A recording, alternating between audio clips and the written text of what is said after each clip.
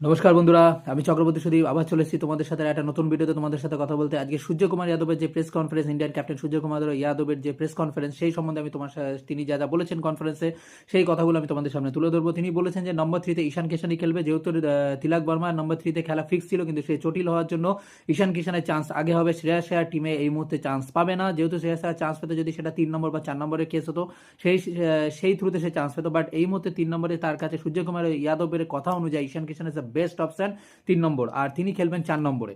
তো এই মুহূর্তে যা খবর পাওয়া যাচ্ছে যে নিউজিল্যান্ডের সঙ্গে ইন্ডিয়ার যে টি-20 সিরিজ শুরু হচ্ছে, সেখানে আপাতত 3 নম্বর চয়েস টিম ম্যানেজমেন্টের ঈশান কিষান, নট শ্রেয়াস আয়ার। শ্রেয়াস আয়ারকে এখন ওয়েট করতে হবে, যেহেতু ঈশান কিষান প্রথমে সুযোগ পেয়েছে সূর্যকুমার যাদবের কথা অনুযায়ী। তো ঈশান কিষানই আগে চান্স পাবে। তো দেখা যাক ঈশান কিষান কিরকম পারফরমেন্স করে। আর গাইজ, যদি আমার ভিডিও তোমাদের ভালো লাগে তো প্লিজ আমার ভিডিওটাকে প্লিজ প্লিজ প্লিজ তোমরা লাইক করো, কমেন্ট করো, শেয়ার করো এবং আমার চ্যানেলটাকে প্লিজ সাবস্ক্রাইব করো। তাহলে আমি আরও নতুন নতুন ভালো ভিডিও আনার জন্য ইন্সপায়ার্ড হবো, আরও নতুন নতুন ভালো কাজ করার জন্য, তোমাদের সাথে আরও কথা বলার জন্য, তোমাদের সামনে আসার জন্য মনে আরও জোর পাবো। তো প্লিজ আমার চ্যানেলটাকে তোমরা সাবস্ক্রাইব করো।